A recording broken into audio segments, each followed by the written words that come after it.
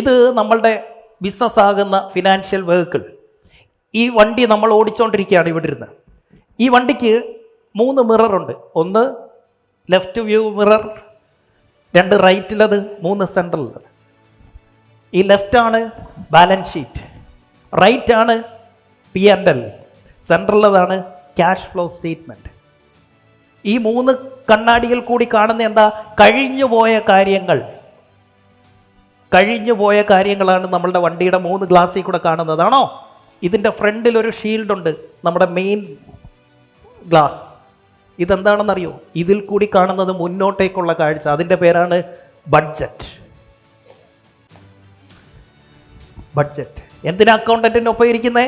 കഴിഞ്ഞ മാസം നടന്നുപോയ കാര്യങ്ങളെക്കുറിച്ച് അറിയാനും അടുത്ത മാസം എന്തൊക്കെ ചെലവുണ്ട്, എന്തൊക്കെ വരുമാനമുണ്ട്, എന്തൊക്കെ ചെയ്യണം എന്ന് തീരുമാനിക്കാൻ എല്ലാ മാസവും ഒരു ദിവസമെങ്കിലും അക്കൗണ്ടന്റിൻ്റെ കൂടെ ഇരിക്കണം.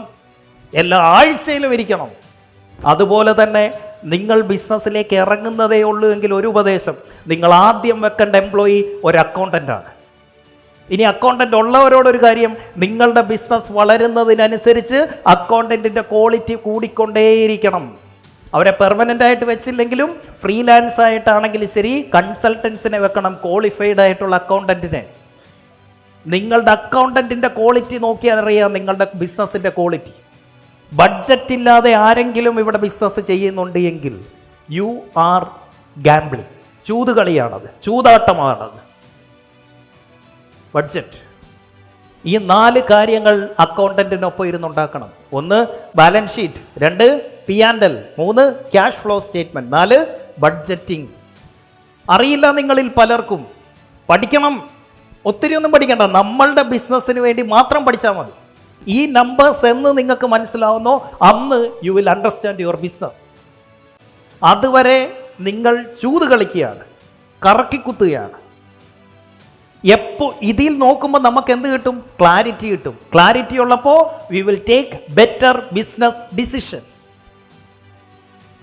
When we have clarity we take better business decision. So ബിസിനസ്സിൽ ഉണ്ടാക്കുന്ന പ്രോഫിറ്റ് എന്താണ്? ഇതൊന്ന് തലയിലോട്ട് കയറ്റിയാൽ മതി. What is the profit you are making in your business? They are capital for you to invest. എന്താണ്? Capital for investment.